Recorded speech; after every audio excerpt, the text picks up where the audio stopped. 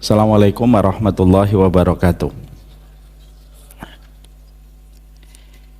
Innal hamdalillah wassalatu wassalamu ala Rasulillah wa ala alihi wa sahbihi wa man tabi'ahum bi ihsan ila yaumil qiyamah.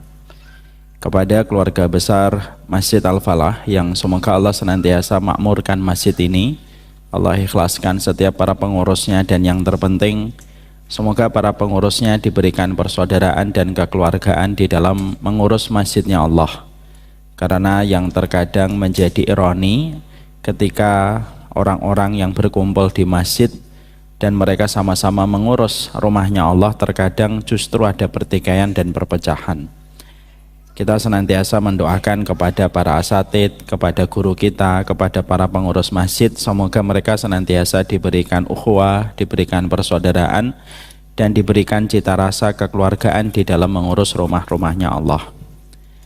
Kita juga senantiasa memohon kepada Allah supaya kita diberikan oleh Allah 3 perkara pokok pada kehidupan kita.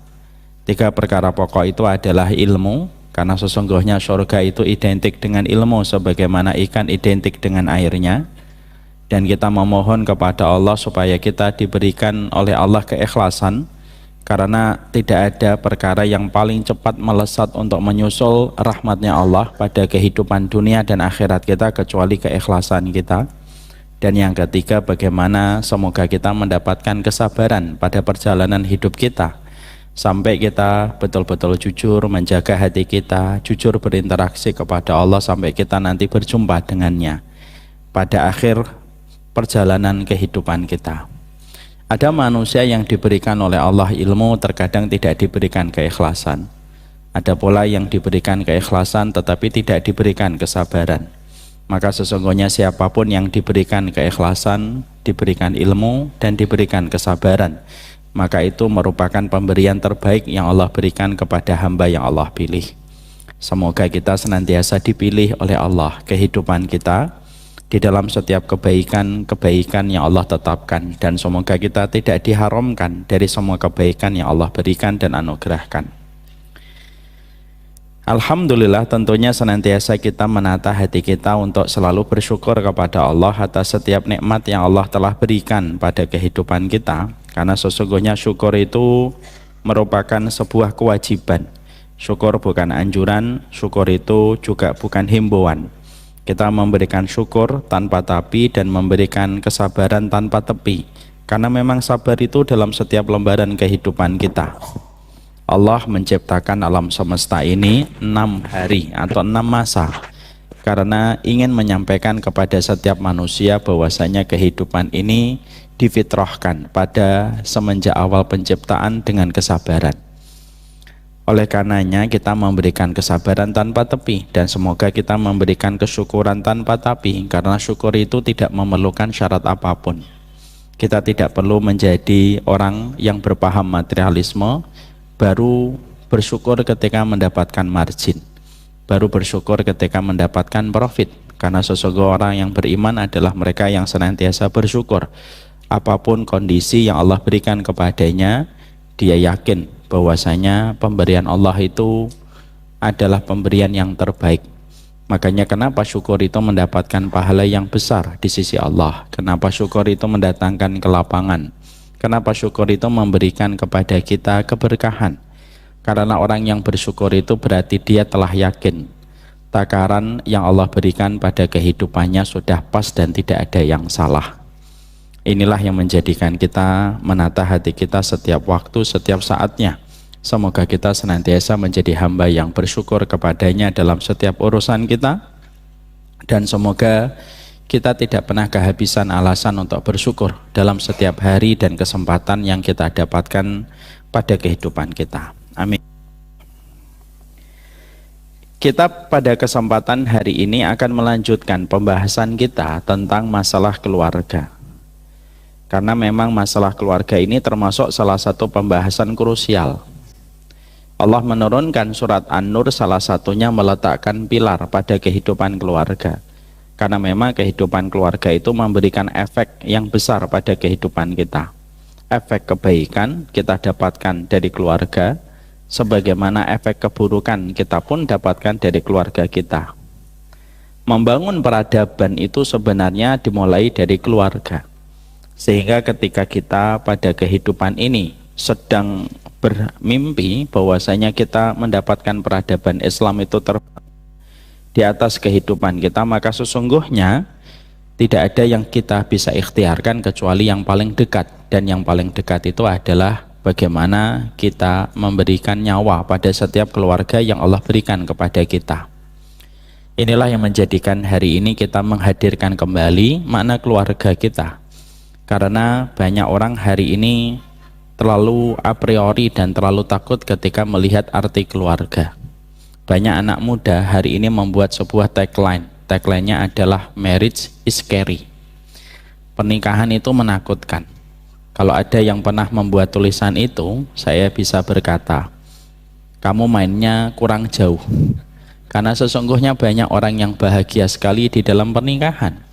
Coba lihat di rumah sakit. Banyak seorang ibu yang bertahan menemani suaminya berbulan-bulan sakit karena rasa cinta dan rahmat yang Allah titipkan pada hatinya untuk istri yang sedang sakit. Banyak seorang wanita yang rela tidak menikah kembali walaupun suaminya sudah menikah, walaupun suaminya sudah meninggal 10 tahun yang lalu. Sampai hari ini dia bertahan tidak menikah karena mempertahankan supaya dia bisa dikumpulkan dengan sang mendiang suami nanti di akhirat. Itu memberikan kepada kita bahwasanya pernikahan itu banyak yang bahagia. Maka inilah yang menjadikan kita sekali lagi memahami betul nikmat yang bisa memberikan ketenangan pada kehidupan kita adalah keluarga. Imam Qurtubi sampai beliau menyampaikan laisa hunaka syai'un aqarru li'ainil bashar illa ayajidu wa uladahu muti'ina lillahi azza wa jalla wa azwajuhu. Tidak ada perkara yang paling menyenangkan, paling meneduhkan, paling membuat tenang kehidupan hati manusia kecuali ketika mereka mendapati keluarganya, keturunannya berada dalam koridor ketaatan yang sama kepada Allah. Ini memberi arti kepada kita bahwasanya keluarga itu merupakan pusaran ketenangan pada kehidupan manusia. Setelah kita memahami ini cukup panjang, kemarin kita membahas apa sih perkara yang kita harus mengerti dari konsekuensi ketika kita mencintai keluarga kita semata-mata karena Allah.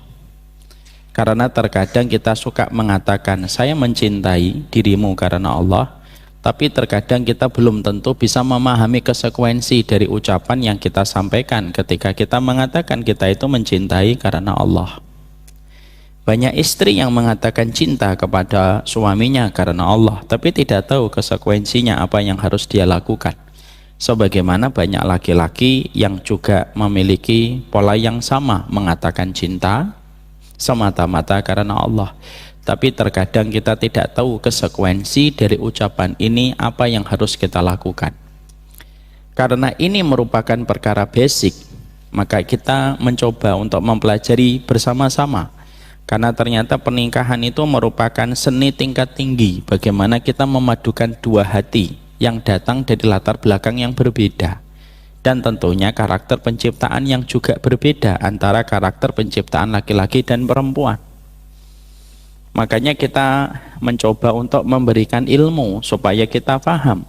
Karena kita khawatir jangan sampai kehidupan kita pada keluarga kita menjadi neraka bagi kehidupan kita dan menjadi musibah besar pada kehidupan kita. Dan jangan sampai pasangan yang telah kita nikahi dan pasangan yang telah membersamai kita justru menjadi pasangan yang membuat kita beruban sebelum usia dan sebelum masanya.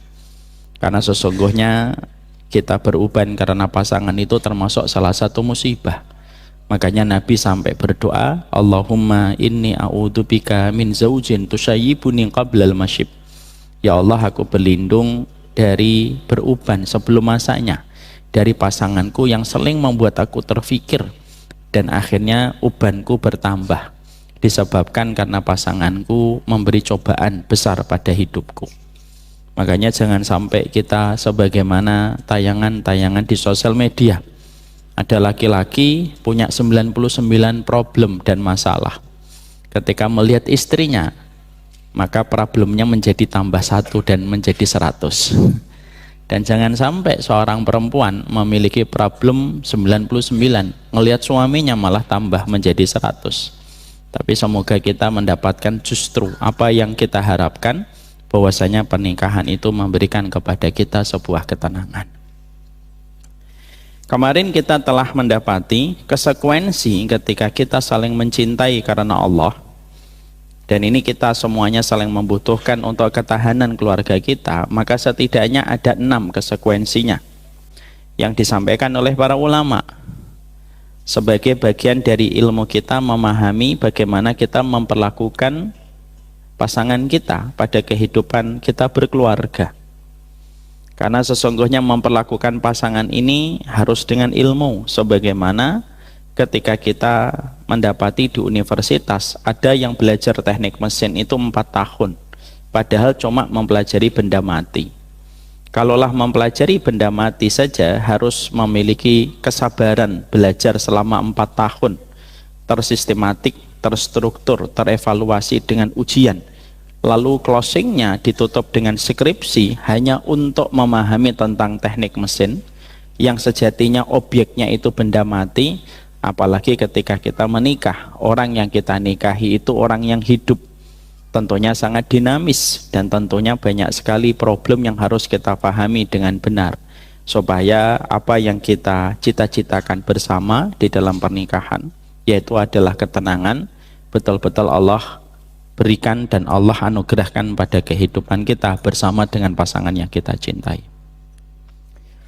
Maka yang pertama kemarin sudah kita paham, konsekuensi ketika kita mengatakan bahwasanya kita itu mencintai seseorang karena Allah di dalam pernikahan kita, yang pertama senantiasa meletakkan ihtisab, bahwasanya pernikahan kita tentunya tidak menjanjikan kepuasan, tapi pasti memberikan kepada kita keberkahan.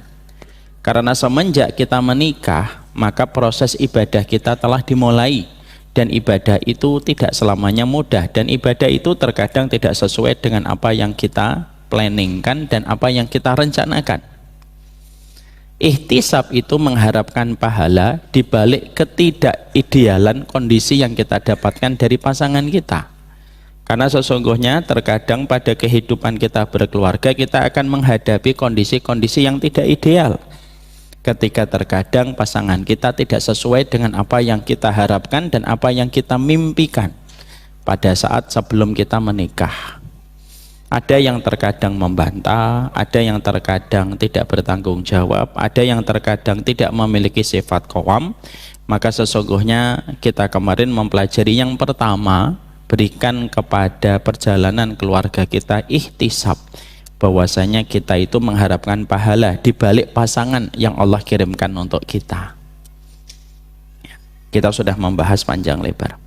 Yang kedua, konsekuensi ketika kita mengatakan cinta kepada Allah Subhanahu wa Ta'ala, yaitu ketika kita senantiasa berlapang dada, lalu kita tidak mudah untuk menahan ridhonya seorang laki-laki kepada istrinya, dan tidak menjadikan kekecewaan seorang istri ketika mendapati suaminya mengecewakan perjalanan hidupnya, lalu menjadikan wanita itu lupa bahwasanya tujuan dalam pernikahan adalah untuk menggapai ridhonya Allah di balik 8 pintu yang Allah janjikan kepada seorang wanita yang telah mendapatkan ridho dari suaminya, sehingga akhirnya meminta maaf dan urusan memberikan ridho itu menjadi bagian yang tidak terpisahkan di dalam kehidupan berumah tangga.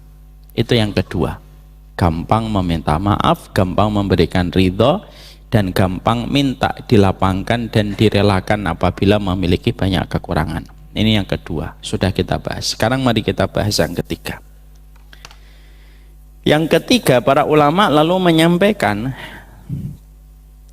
sesungguhnya pernikahan itu apabila telah didasarkan kepada Allah, yang ketiga, jangan ada maksiat yang terus-menerus dilakukan dan dikerjakan di antara pasangan yang telah dipertemukan oleh Allah.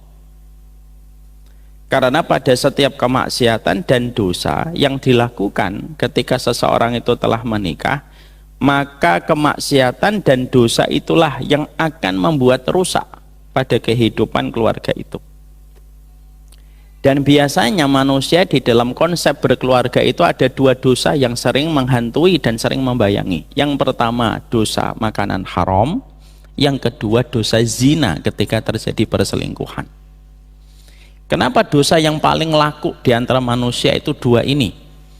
Kata Syekh Abdul Badawi Al-Khalafi, beliau menyampaikan, karena dua dosa ini merupakan representasi kehidupan manusia yang suka terburu-buru.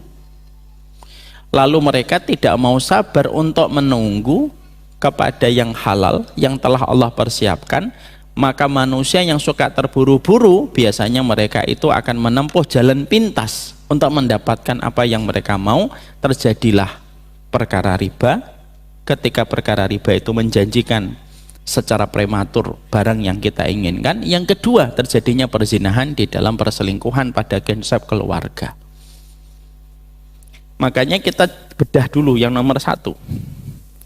Makanya kalau ada seseorang di dalam pernikahan, kalau sudah menikah, salah satu hal paling penting itu memastikan tidak ada satu alur, satu rupiah pun ataupun satu dinar, kecuali dia menjadi laki-laki yang paling bertanggung jawab terhadap perputaran setiap satu rupiah itu, dan tidak ada satu bendahara di dalam rumah tangga yang bernama istri kecuali dia paling waspada terhadap setiap masuknya harta yang mereka peroleh setiap mereka itu menikah. Karena harta yang haram yang berputar pada setiap keluarga itu kayak tumbal yang diminta dukun ketika ada korban yang datang meminta pesugihan. Jadi kalau ada orang datang ke dukun minta pesugihan, itu selalu dukunnya meminta tumbal. Maka sesungguhnya kata Imam Ibnu Qayyim, harta haram itu selalu meminta korban. Dan salah satu korban yang paling dekat di dalam kehidupan harta yang haram itu apa? Kehidupan, ketenangan pada kehidupan keluarga itu akan hilang seiring dengan nikmat haram yang datang. Seiring pada harta haram yang mereka peroleh, seiring pula Allah menjauhkan mereka dari cahaya. Dan ketika keluarga itu jauh dari cahaya, keluarga itu akan sering berbenturan, karena keluarga itu sudah gelap, karena cahaya tidak bisa disatukan dengan harta yang haram. Tidak bisa. Fa inna ilmallah nur. Yang namanya kebenaran dan ilmunya Allah itu cahaya. Harta yang haram itu memadamkan cahaya, dia dhulumat. Dan tidaklah satu keluarga yang mereka menjaga hartanya kecuali Allah memberikan kepada mereka, Allah memberikan kepada mereka pelita dan cahaya. Ketika ada cahaya, semuanya akan tahu bagaimana jalannya, bagaimana jalan turunannya, bagaimana tangganya, semuanya kelihatan. Tapi ketika harta haram itu sudah masuk pada satu keluarga, maka cahaya itu akan menyingkir. Dan ketika cahaya itu menyingkir, keluarga itu gelap. Dan ketika gelap, maka mereka akan saling berbenturan satu dengan yang lainnya dan menyebabkan banyak pertikaian dan pertengkaran.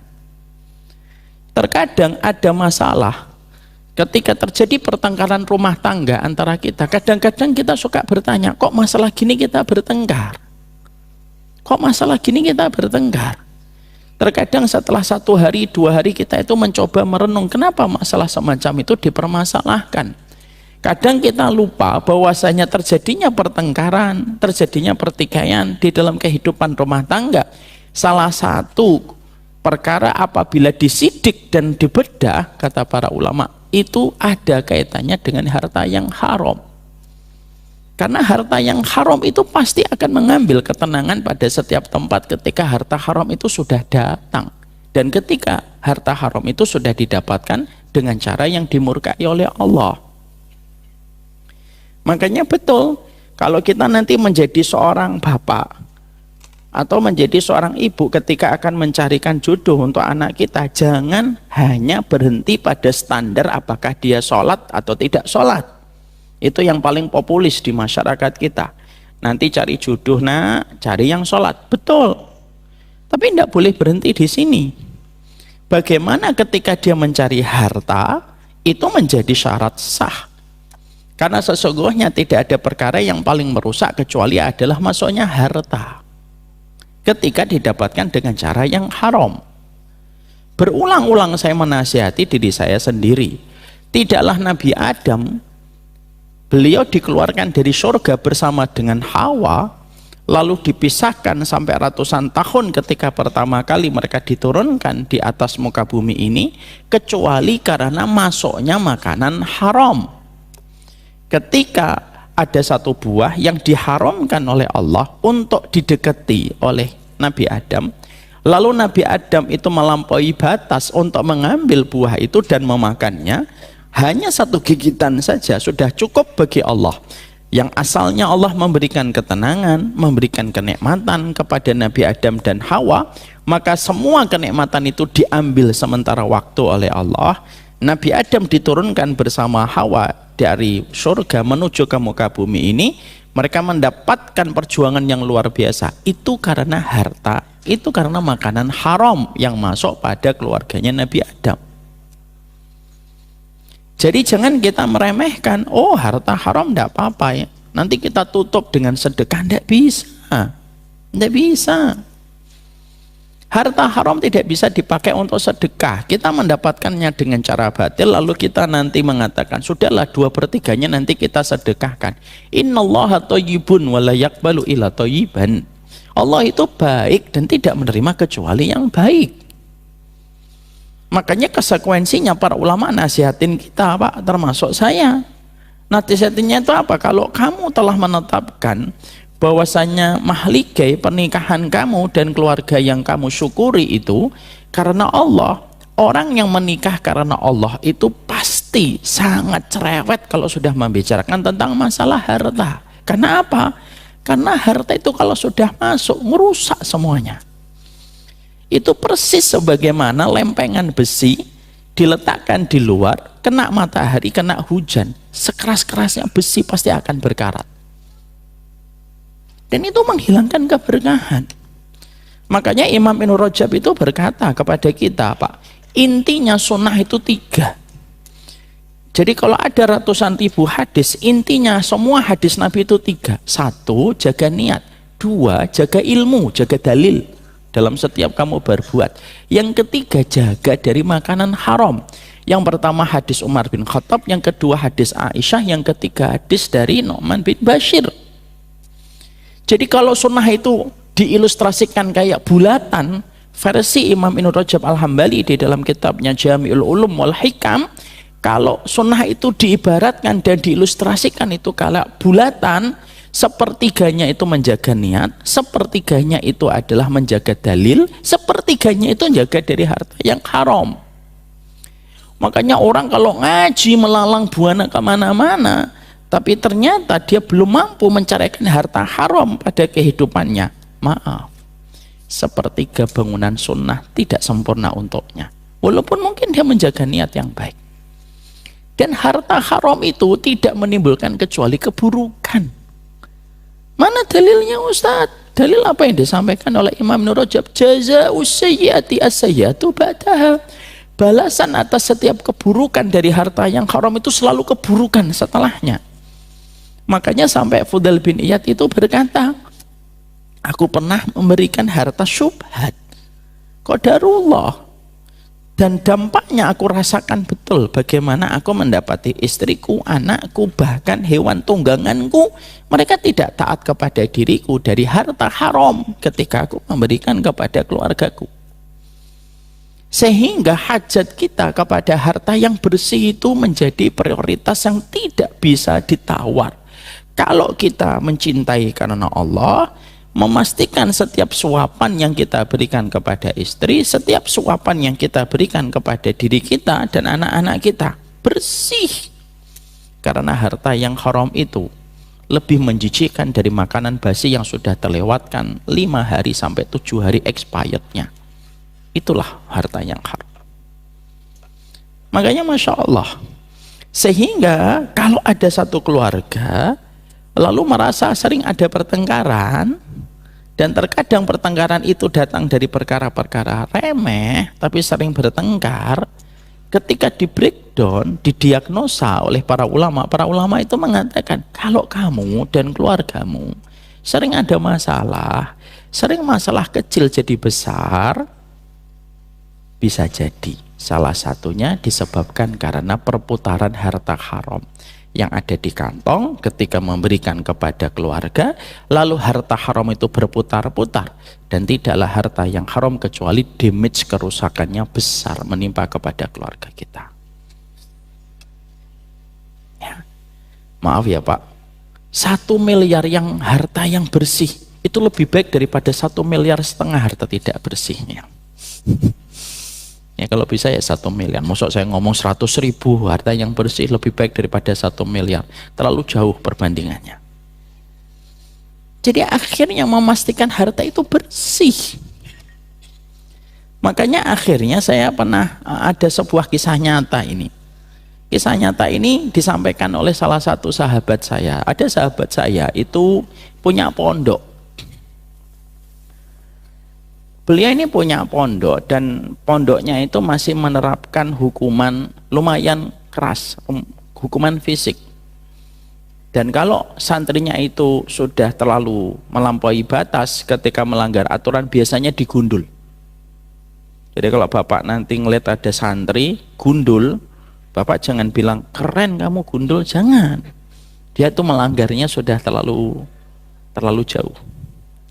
Ada santri di pondok itu sukanya ngelanggar, terus-terusan ngelanggar. Digundul itu sudah berkali-kali, ibarat baru numbuh ngelanggar lagi, kerok lagi, sampai beberapa kali. Akhirnya ustadz muda, kok jadi remang-remang gini ya? Hah? Jadi suasana jadi horor ini gitu. Sampai mana tadi? Maka ketika sang anak itu nakalnya luar biasa dan sudah beberapa kali digundul, ustadz muda mereka rapat, lalu mereka ngomong, ini tidak bisa kita lanjutkan karena bisa diakibatkan, bisa berefek untuk santri-santri yang lain. Keputusan dari para ustadz muda di kesantrian, satu, anak ini harus dikeluarkan. Ustadz muda ini menyampaikan kesepakatan mereka kepada kepala sekolah. Lah kepala sekolahnya ini teman saya. Lalu akhirnya kepala sekolah ketika menerima bahwasanya anak itu harus dikeluarkan, kepala sekolah ini orangnya baik. Dia berkata kepada para ustadz muda, sudah, insya Allah kalau memang keputusan kalian sudah bulat untuk mengeluarkannya, sudah biarkan saya datang ke rumahnya dulu. Karena beliau dulu dititipkan dengan cara yang baik, biarlah saya yang akan mengembalikan dengan cara yang baik. Memang akhlaknya baik teman saya ini. Datang beliau ke Bandung, temuin orangnya.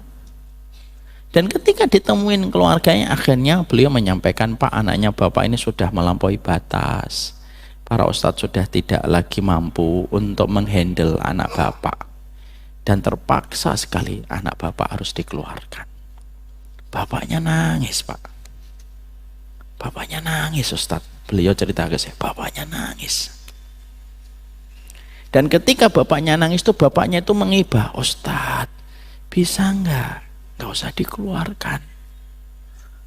Jangan sampai saya tidak punya harapan untuk anak saya.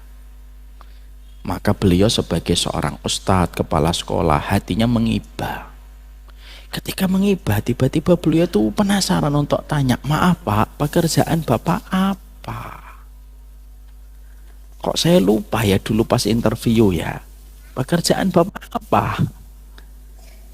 Maka pada saat itu jawabannya keluar. Ternyata beliau profesinya berkaitan dengan riba. Langsung kepala sekolah ini berkata kepada beliau, Pak, maaf ya Pak, gini aja win-win solutionnya, Bapak dan saya sama-sama berikhtiar. Saya akan mencoba untuk menyabarkan hati saya dan para ustadz mendidik anak Bapak. Tapi satu permintaan kami, Bapak mau nggak memperbaiki cara Bapak mendapatkan rezeki? Karena saya khawatir anak Bapak semacam ini ada kaitannya dengan harta yang disuapkan ke mulutnya. Masya Allah ya, ini Bapak ini sayang betul sama anaknya.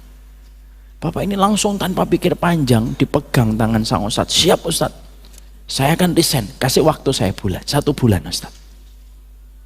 Kasih saya waktu 1 bulan. Benar Bapak? Iya. Bapak ndak istikharah dulu? Ndak Ustaz. Bismillah. Kalau memang itu yang Ustaz lihat dengan basirahnya, karena Ustaz yang lebih berilmu, saya ikut. Sami'na wa ata'na. Masya Allah. Pergi beliau. Langsung 1 bulan, 2 bulan beliau akhirnya keluar, beliau resign. Dia perbaiki mat'amnya, dia perbaiki cara dia mendapatkan rezeki, Pak. Dan Bapak tahu apa yang Allah berikan? Ini kisah nyata ini. Allah perbaiki kualitas hati anaknya ketika sang bapak memperbaiki kualitas rezeki yang dia peroleh. Akhirnya membaik kondisinya. Dan Bapak tahu, sang anak hari ini telah menjadi ustadz muda, hafal 30 juz. Dan itu didapatkan ketika seorang bapak memperbaiki dan mengkoreksi jalur pipa dia mendapatkan rezeki.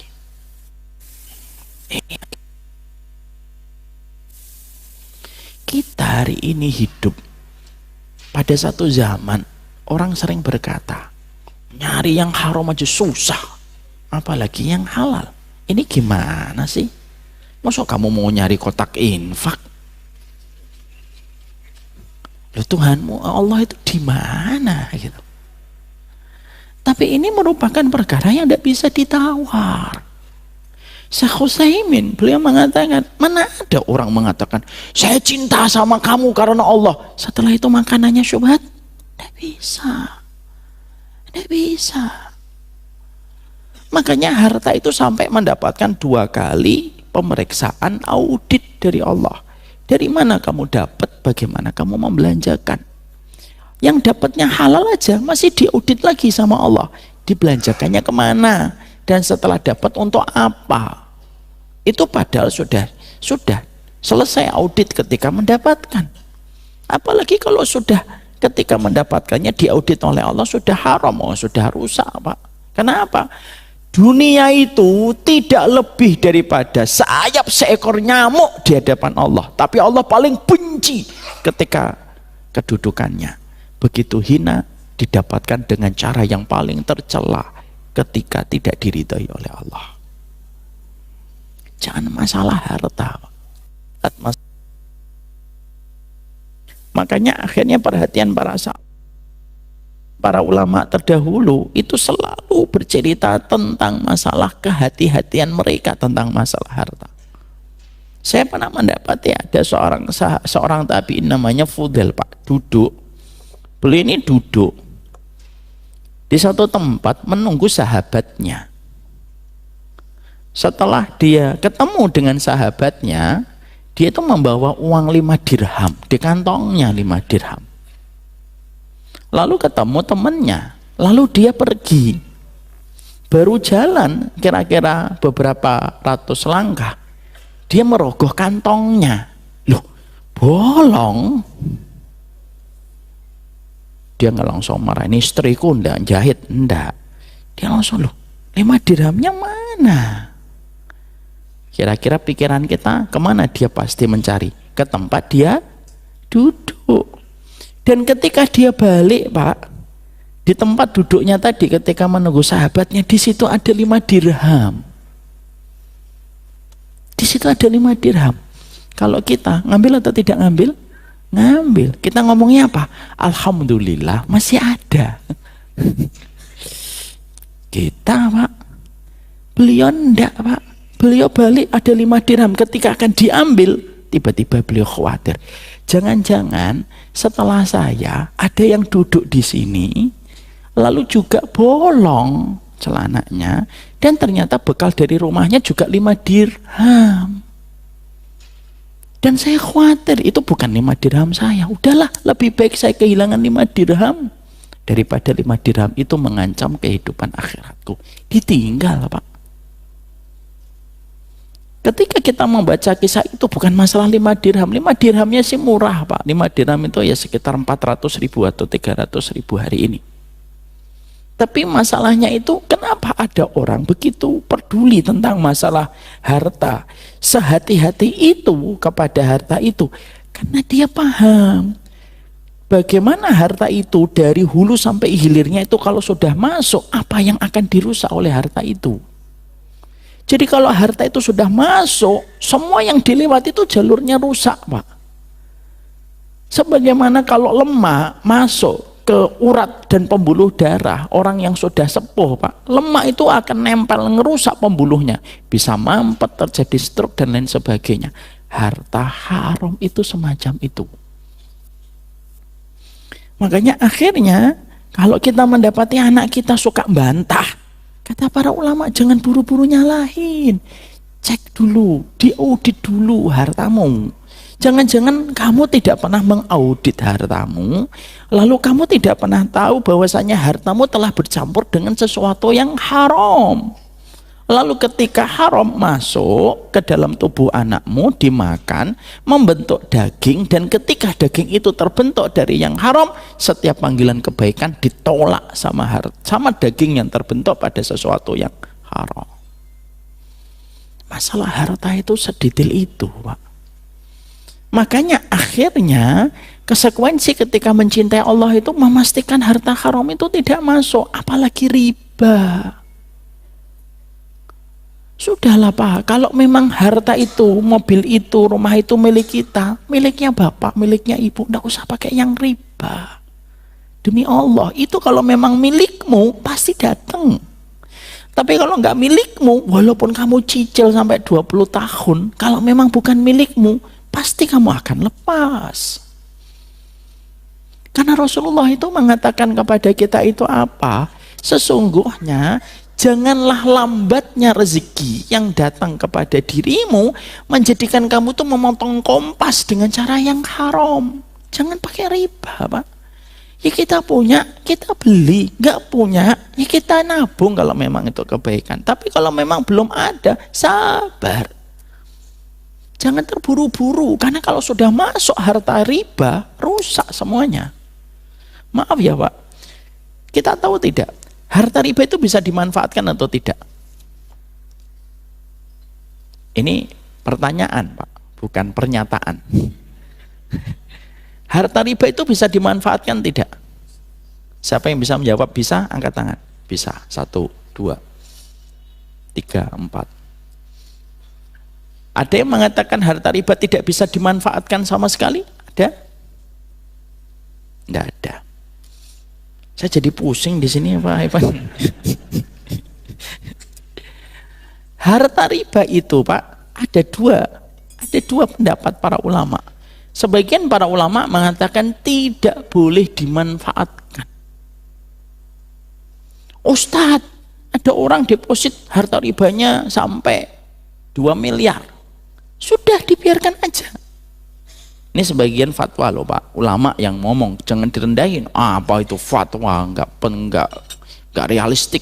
Udahlah, jangan merasa lebih realistik daripada ulama. Ada memang sebagian ulama itu begitu. Kenapa dibiarkan? Karena harta itu diperangi oleh Allah. Emang mau ngambil diperangi sama Allah? Kita saja tidak mau mengambil muntahan dari teman kita makanannya. Mosok harta itu diperangi oleh Allah kita ngambil? Itu kata ulama sebagian. Sebagian ulama itu mengatakan boleh dimanfaatkan harta riba, tapi hanya di tempat-tempat yang buruk. Tidak boleh beli karpet, tidak boleh. Tidak boleh bangun lift. Liftnya sudah atau belum ya? Ini boleh bangun lift. Nggak boleh bangun lift. Nggak boleh untuk makan soto. Kayak malam ini nggak makan soto ya Pak. Nggak boleh makan soto. Kenapa? Harta itu buruk. Harus di tempat yang buruk. Mana tempat buruk? Sapi tank, selokan, jalan yang diinjek. Jalan aja sebagian para ulama nggak memperbolehkan. Kenapa? Jalan itu memberi manfaat. Jadi harus betul-betul tercela di tempat-tempat yang kotor sekali. Masya Allah ya, ternyata harta riba itu sekotor itu di sisi Allah.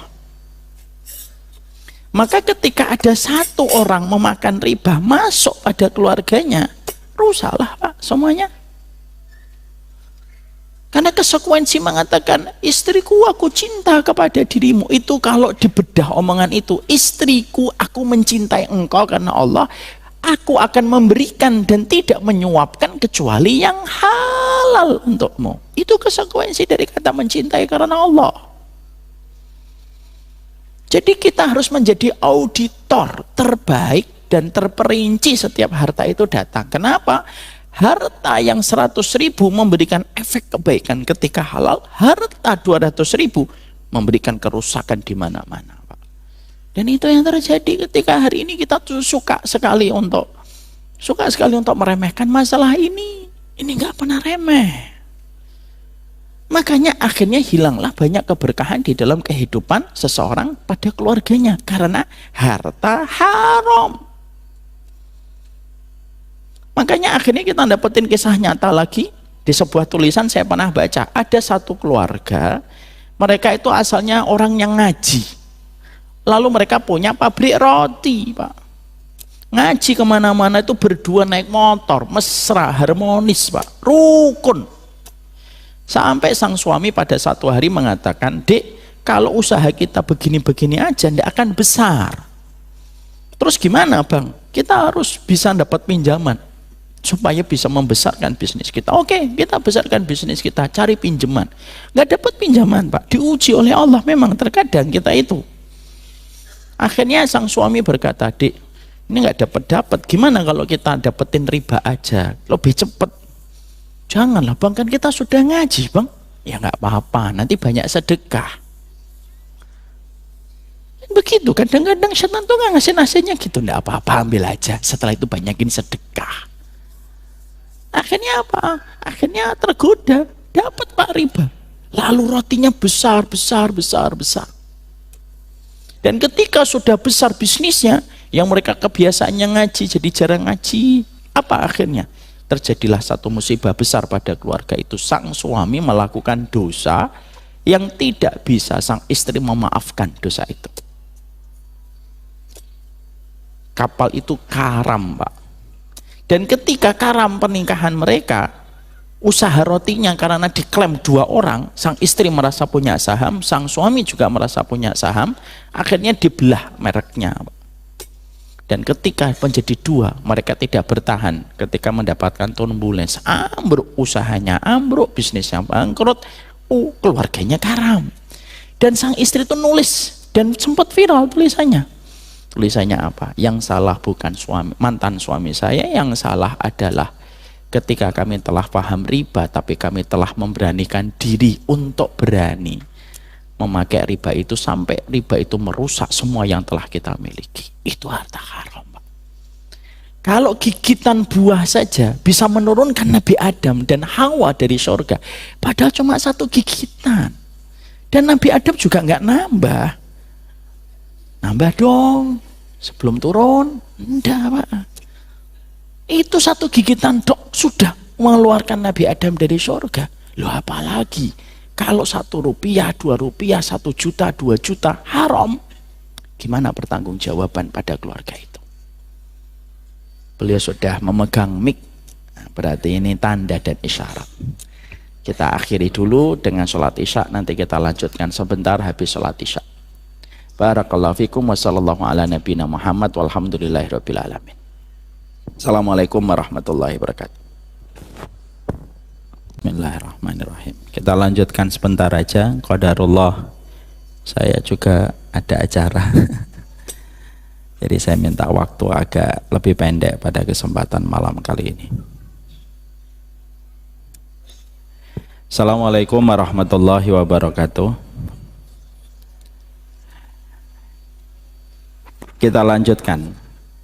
Sehingga disitulah kita akhirnya sangat memahami betul konsekuensi ketika mengatakan satu pasangan dengan pasangannya ketika mengucapkan kata saya mencintaimu karena Allah, maka sesungguhnya konsekuensi pada setiap kalimat itu ketika sudah terlisankan dan terucapkan adalah bagaimana komitmen kita bahwasanya dalam kehidupan kita itu jangan pernah mencampurkan sesuatu yang haram pada setiap pernikahan kita. Tidaklah perkara haram itu kecuali akan merusak semua keberkahan yang telah kita peroleh dan telah kita dapatkan pada kehidupan kita bersama dengan pasangan kita. Tidak ada yang menjauhkan hati seorang anak dengan orang tuanya ya kecuali salah satunya dari harta yang haram. Dan tidaklah satu masalah yang sulit untuk diselesaikan, dicarikan solusinya, jalan keluarnya, kecuali yang menutup semua jalan solusi itu adalah perkara harta yang haram yang berputar pada setiap keluarga ketika keluarga itu merasa dan keluarga itu menempatkan bahwasanya harta yang haram itu adalah biasa dan sesungguhnya dia tidak sadar daya kerusakan yang ditimbulkan itu sungguh sangatlah luar biasa. Makanya ketika kita mendapatkan ini, makanya akhirnya ini kayak kita itu ngambil kutu di rambut. Kita seleksi betul setiap harta yang berputar. Tidaklah seorang wanita ketika mereka mendapatkan harta dan rezeki yang disampaikan, diberikan oleh suaminya, kecuali dia selalu memastikan dengan cara yang paling lembut, apakah harta ini bisa dipastikan bersih. Karena sesungguhnya kami kuat apabila kami itu lapar, tetapi kami tidak kuat kalau ujung dari harta ini akan menjebloskan kami ke dalam neraka. Dan seorang laki-laki harus paham betul bahwasanya tidaklah berinteraksi pada harta yang haram kecuali pasti akan memberikan kerusakan fatal bagi kehidupan satu keluarga. Dan itulah yang menjadikan kita memahami konsekuensi ketika kita mengatakan kalimat cinta itu adalah jangan ada dosa di antara kita. Dan di antara dosa yang paling populis pada kehidupan berkeluarga itu yang pertama adalah berputarnya harta yang haram. Yang kedua yaitu memastikan tidak ada dosa dan kemaksiatan itu tidak ada perselingkuhan dan tidak ada perzinahan ketika seseorang itu telah menetapkan kehidupan mahligai rumah tangganya. Karena salah satu di antara dosa yang beriringan dengan dosa riba itu ya dosa zina. Karena pada dua dosa inilah yang menawarkan sensasi kenikmatan sesaat, memberikan kepuasan, tapi merusak semua yang ditinggalkan. Itu adalah dosa berzinahan pula. Padahal kita paham betul bahwasanya dosa zina itu merupakan salah satu di antara takaran dosa yang sangat dimurkai oleh Allah, itu ya dosa zina. Dan Bapak, Ibu, kalau nanti Bapak dan Ibu memiliki waktu luang, coba dicek. Hadis yang berkaitan tentang gempa selalu ada kaitannya dengan zina. Selalu ada kaitannya dengan zina. Dan sesungguhnya zina itu merupakan salah satu dosa yang meninggalkan bekas. Walaupun pelakunya sudah bertaubat, bekasnya itu tidak bisa dihilangkan. A berzina dengan B, lalu B mengandung C. C perempuan, lahirlah anak perempuan. A dan B taubat dengan taubatan nasuha. C terbentuk sebelum terjadinya pernikahan. C ketika lahir, A dan B sudah bertaubat, sudah ngaji, sudah hijrah. C besar, dan C ketika menikah, walaupun A dan B sudah bertaubat, A tidak bisa menikahkan C, karena C nasabnya tidak bisa ke A. Anaknya tidak salah, anaknya tetap fitrah, anaknya tetap suci. Yang salah orang tuanya. Makanya nggak boleh kita nyebut anak jadah, anak haram, nggak boleh. Anaknya tetap fitrah, tapi konsekuensinya tetap berjalan. Sang anak itu tidak bisa mengatakan C bin A, tidak bisa. Kenapa? Nasabnya kembali ke tempat tidur yang menjadi saksi terjadinya perzinahan. Dalam bahasa fikih disebutnya waladun lil firash, anak yang bertumpu kepada tempat tidur terjadinya perzinahan. Ketika C menikah, A tidak bisa menjadi walinya, harus kepada wali hakim. Ketika A meninggal dunia, C tidak bisa mewarisi sebenarnya, karena konsekuensinya panjang. Walaupun A dan B sudah bertaubat kepada Allah, dosa Pak yang lain itu tidak meninggalkan bekas. Ada orang minum khamr, Setelah bertobat, tidak bekas. Paling-paling mungkin sakit yang dia mungkin peroleh sebagai bentuk hukuman supaya dia terhapuskan dosanya dengan sakit yang dia derita. Tapi tidak meninggalkan bekas. Tapi dosa zina itu meninggalkan bekas. Karena sesungguhnya dosa yang bisa merusak 4 perkara sekaligus itu hanya zina. Merusak apa? 1, merusak nasab. 2, merusak kehormatan. 3, merusak akal. Dan yang keempat, yaitu merusak akhirat dan agama manusia. Kenapa 4-nya bisa rusak, Ustadz? Iya, akal. Coba kita bedah dulu. Kenapa kok merusak akal? Mana ada akal yang bisa menerima seorang perempuan dibesarkan dengan cinta dan penuh kasih bapak dan ibunya, lalu tirai kehormatannya dirusak dan dikoyak sama laki-laki. Hatta laki-laki itu belum pernah berkomitmen kepada Allah. Tidak bisa. Perempuan itu makhluk mahal di sisi Allah. Memegangnya harus punya konsekuensi. Menyentuhnya harus dengan tanggung jawab. Siapa yang mengaturnya? Allah. Karena saya dan bapak punya segel dan perempuan punya segel. Dan siapapun yang mencopot segel itu tidak dengan cara yang Allah ridhoi, berhadapan langsung dengan Allah. Itu zina, Pak. Akal tidak bisa nerima. Nasab rusak, Pak. Kalau perempuan A dan B berzina, B mengandung, nasabnya rusak. Nasabnya rusak. Karena tidak bisa dinisbatkan kepada bapaknya. Bapaknya cuma disebut bapak biologis. Tapi tidak bisa disebut bapak kandung. Kehormatan rusak, Pak. Mana ada laki-laki seorang bapak bisa membayangkan anak yang dia cintai kemudian dizinai sama orang? Tidak bisa. Agama jelas rusak. Kenapa? Satu-satunya dosa yang memberikan nikmat dari rambut sampai ujung jempol itu dosa zina, Pak. Makanya cara untuk mengkafarah dan menebus kenikmatan itu caranya juga luar biasa, tegas dari Allah. Dilempari batu. Kenapa dilempari batu, Ustaz? Mengganti setiap part, setiap sel, setiap syaraf, setiap darah yang telah mendapatkan konten kenikmatan ketika berzina, mengkafarohi, menebusnya, dilempari batu. Karena dengan lemparan batu itu rasa sakit dan perihnya itu menyebar ke seluruh jaringan tubuhnya, sebagaimana nikmat jaringan tubuhnya mendapatkan kenikmatan dari zina. Itu zina. Tidak sesederhana yang dipikir orang. Alah, sudah biasa. Bahkan hari ini zina itu sudah diperhalus, Pak, supaya menghilangkan rasa jijik dan rasa muak. Disebutnya apa? Hubungan badan.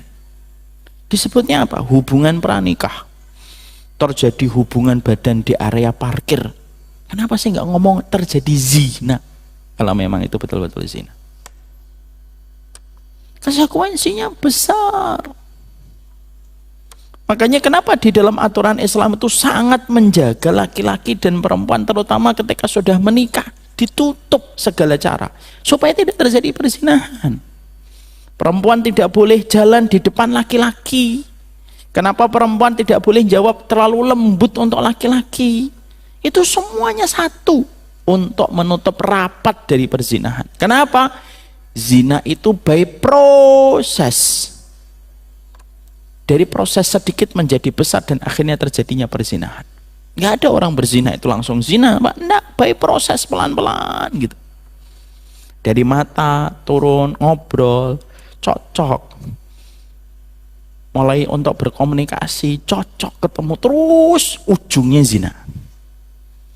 Dan Rasulullah dalam satu riwayat, Sa'id bin Zubair itu mengatakan dalam sebuah kisah yang panjang dari laki-laki Bani Israel itu apa? Ujungnya itu apa? Zina itu prosesnya panjang. Makanya maaf, Pak, kalau kita sudah mendapati ada laki-laki tua pada umat ini kok berzina, berarti sebaliknya Bapak harus mikir, berarti tinggal nunggu waktu anak-anak kecil akan berzina. Karena itu sudah satu klub, Pak.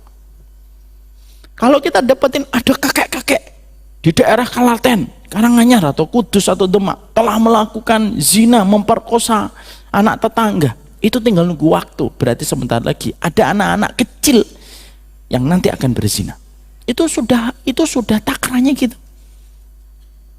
Makanya kan hari ini kita dapetin sampai naudzubillahi min dzalik, kan sampai anak-anak umur 10 tahun sudah terbiasa zina. Naudzubillahi min dzalik. Dan rusaknya itu luar biasa itu. Dan masalah keluarga itu salah satu di antara perkara yang merusak itu apa? Perselingkuhan. Nomor satu itu perselingkuhan yang sudah mengakibatkan terjadinya perzinahan. Masya Allah. Lampunya sudah hidup, mari kita akhiri kajian kita. Sehingga akhirnya perzinahan itulah yang merusak, betul. Makanya akhirnya laki-laki itu selalu menutup celah, Pak. Kenapa? Tidaklah laki-laki dan perempuan disuruh menutup celah supaya tidak terjadi sebuah tarikan dan godaan besar untuk menjerumuskan kedua orang ini kepada perzinahan. Makanya laki-laki jangan pernah membuka hati. Sekalinya kita membuka hati sedikit, desiran angin yang membuat kita tidak akan bisa bertahan. Perempuan jangan membuka hati, setiap desirannya nanti membuat kita tidak bisa bertahan. Makanya kenapa salah satu hikmahnya, kenapa ini kalau kita ini ada masalah keluarga, itu nggak boleh di-share, jangan ditaruh di status.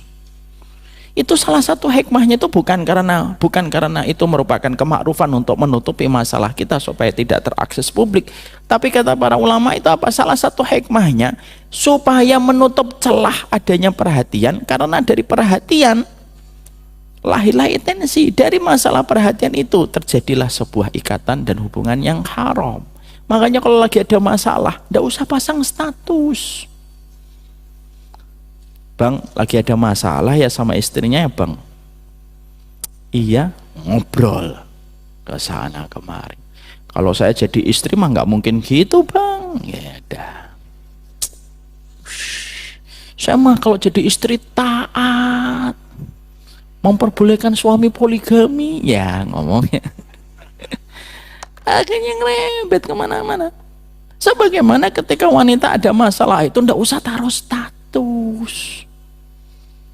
Andai suamiku sebagaimana Rasulullah, emang suaminya ndak menginginkan istrinya sebagaimana Khadijah? Nanti akhirnya datang ada orang memberikan perhatian, lagi bertengkar ya sama suaminya, sabar ya. Ya awalnya dari kata-kata sabar, kalimatul haq yuradu bi'al batil. Berapa banyak kalimat yang hak tapi dipakai untuk merintis sebuah kebatilan. Dan begitu. Akhwat, ikhwan deketin akhwat, sabar ya. Kan gitu. Kalimatnya kalimat hak. Kadang-kadang ngingetin, jangan lupa sholat ya gitu. Ini pacaran-pacaran terselubung kayak gitu. Kamu lagi apa? Aku lagi baca Quran. Kamu lagi apa? Aku lagi ruku, gitu kan. Mau lagi ruku coba WhatsApp. Tapi itulah yang sering terjadi.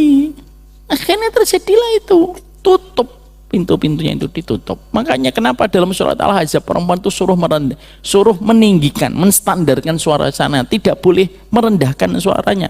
Karena tidak setiap laki-laki yang ada di sampingnya itu memiliki kebersihan hati, bisa jadi hatinya sakit. Itulah Pak, kenapa dalam Islam kita tidak boleh memperlihatkan kemesraan terlalu berlebihan. Mencium kening, cium pipi kanan. Itu sebenarnya makruh itu diperlihatkan. Kenapa Ustadz gak boleh? Itu kan istri saya. Nah yang bilang istri tetangga ya sopo gitu. Tapi kenapa kok tetap tidak boleh? Makruh hukumnya karena belum tentu orang yang melihat tontonan itu hatinya bersih. Karena tarikan zina itu luar biasa Pak. Makanya sampai para ulama salaf itu mengatakan dan mengkategorikan, sampai menyebarkan berita zina itu tidak boleh dalam Islam. Dalam sunnah itu tidak boleh.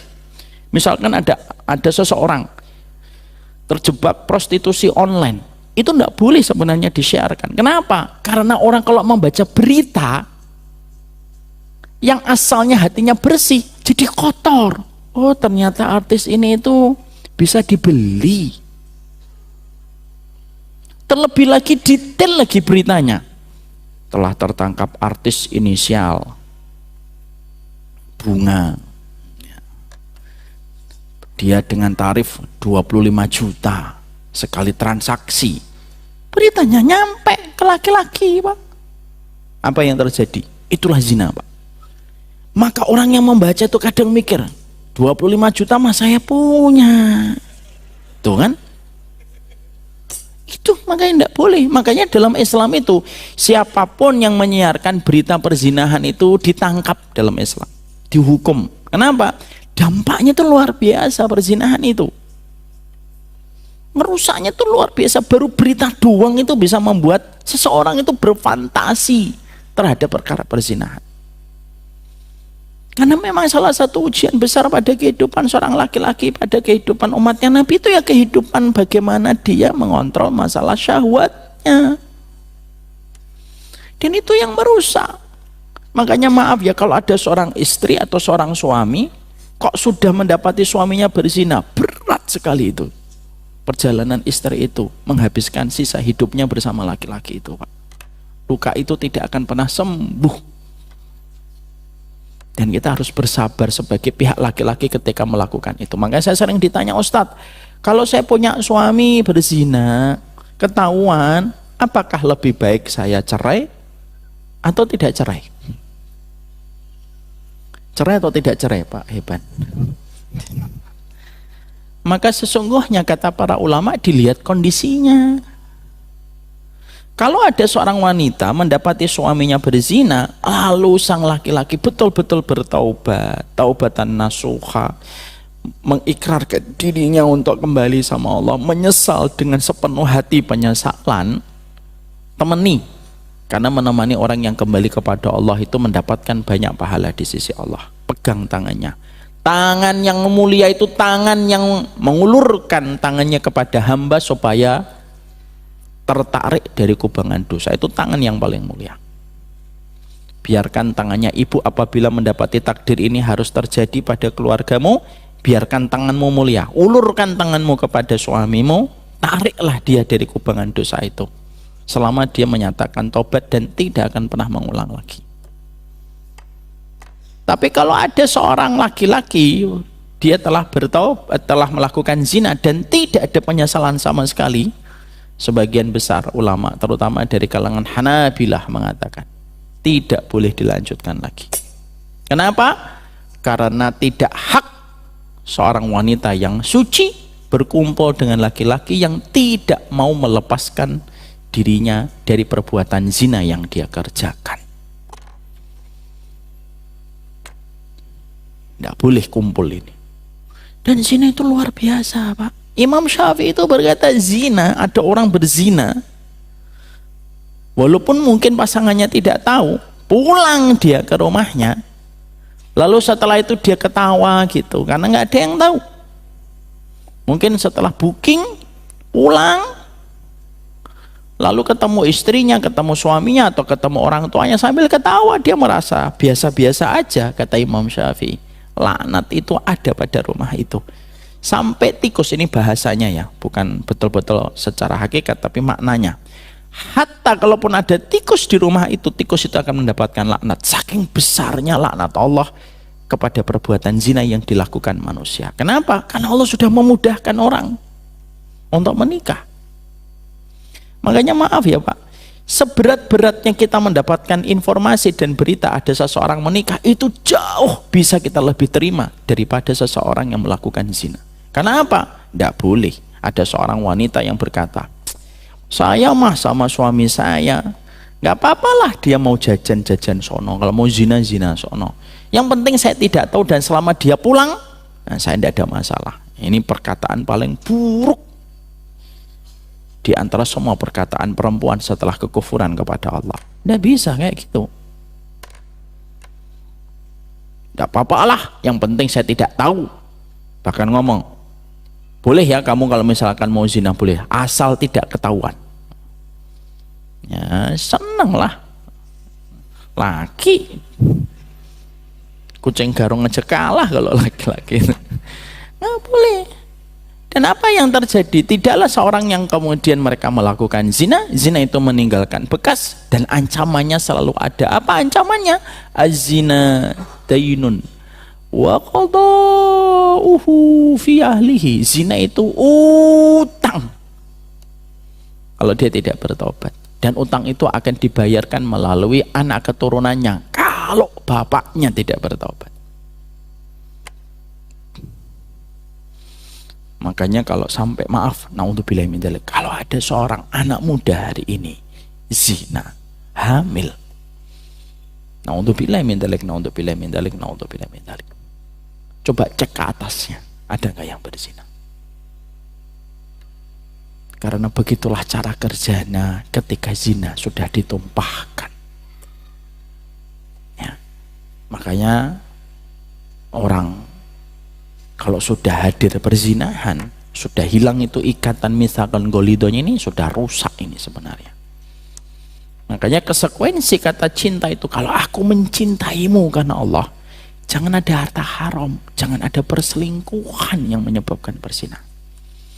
Sedih ya Pak, kita mendapati berita anak 10 tahun melakukan zina. Fenomena-fenomena kantor, sampai tempat sampahnya berceceran alat kontrasepsi. Dan itu fakta. Dan Masya Allah itu, rusak itu. Dan orang tua mana Pak yang bisa membayangkan putri yang dia sayangi, putri yang dimandiin dari kecil, dikasih pendidikan yang terbaik, lalu putri itu direnggut dengan cara yang paling Allah murkai ketika membuka segel. Tidak ada orang tua yang bisa sanggup untuk menerima itu. Dan itu yang terjadi. Makanya dua kemaksiatan yang paling banyak pada kehidupan keluarga dan menghilangkan ketenangan, menghempaskan mawaddah, menutup rahmat. Dua, riba dan zina. Itu merusak keluarga. Dan dua perkara ini yang terkadang menghilangkan semua keberkahan pada kehidupan rumah tangga manusia. Rumah tangga kita Pak, nggak ada riba, nggak ada zina, itu pun belum tentu kita akan tenang. Itu pun belum tentu tenang. Apalagi sudah kemasukan dengan dua ini. Kalau nanti ada yang bertanya, Ustadz, ada itu yang makan riba, ada zina juga, tapi keluarganya baik-baik saja, itu lebih membahayakan. Kenapa? Hukumannya berarti ditangguhkan oleh Allah di akhirat. Dan ketika ditangguhkan itu selalu identik dengan kelipatan demi kelipatan yang Allah akan timpakan. Ya. Jadi kalau misalkan ada bapak, Ustaz ini ada yang makan riba, keluarganya baik-baik aja, itu justru malah kita khawatir. Kan saya dulu pernah ngomong, kalau ada orang yang minum khamr 2 tegukan dia mabuk, kira-kira mau minum lagi atau tidak? 50-50. Mas, mabuk lagi yuk? Enggak lah, kemarin saya mabuk 3 hari muntah-muntah, tidak bisa kerja saya. Akhirnya dia bisa mikir untuk melakukan dosa lagi. Kenapa? Muntah-muntahnya nggak enak. Coba kalau ada orang minum khamr gitu, minum alkohol 10 gelas, enggak mabuk. Ayo mas, mabuk lagi? Ayo insya Allah. Kemarin saya mabuk 10 gelas, alhamdulillah, enggak muntah. Minum lagi dia. Itu yang paling bahaya. Kalau ada orang kok dia zina, nggak ketahuan, lalu dia merasa baik-baik saja, kok istri saya masih cinta sama saya, anak-anak masih sayang, itu justru hukumanmu ditangguhkan oleh Allah. Dan setiap penangguhan ada kelipatan. Itu konsep hukuman akhirat itu selalu begitu. Selalu begitu. Setiap ada penangguhan selalu ada kelipatan. Selalu ada kelipatan. Ya, dan itu lebih berbahaya. Tinggalkan dua ini. Jangan ada riba pada keluarga kita, dan jangan ada perselingkuhan yang berbalut dengan perzinahan. Kalau mau poligami, dibahas nggak ini Pak Haiban ya?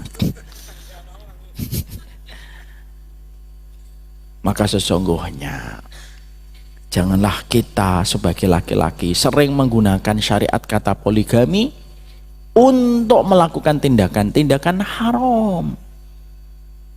Loh kok kamu berhubungan sama perempuan itu mas ini nih?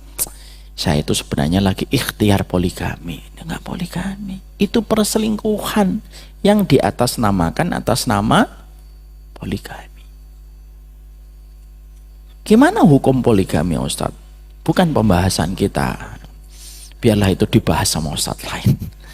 Jadi yang ketiga, apa arti kita mencintaimu? Karena Allah. Jangan ada maksiat. Dan maksiat paling besar, zina dan riba. Itu yang ketiga. Apa yang keempat, konsekuensi ketika kita mengatakan cinta karena Allah? Yang keempat, itulah yang menjadi pembahasan kita pekan depan, insya Allah. Barakallahu fikum. Semoga Allah merahmati kita. Dan kalau belajar pelan-pelan, karena Allah menyuruh kita bersabar. Kita akan lanjutkan poin 4, poin 5, poin 6. Apa artinya mengatakan cinta karena Allah? Insya Allah ya, betapa beruntungnya menjadi umatnya Nabi. Bertebaran para ulama yang mereka memahami makna dalam setiap kata dan setiap kalimat. Saya tidak bisa bayangkan, Pak, kalau kita tidak beragama Islam, ruginya kita. Tidak bisa merasakan nikmatnya samudra ilmu yang luar biasa ada di dalam kehidupan umatnya Nabi Muhammad. Semoga para ulama dijaga oleh Allah, diberkahi setiap amal mereka yang telah memberikan petunjuk pada kehidupan kita. Ini yang dapat saya sampaikan. Semoga Allah memberikan kebaikan dalam setiap urusan kita. Saya serahkan kembali kepada Pak Haib.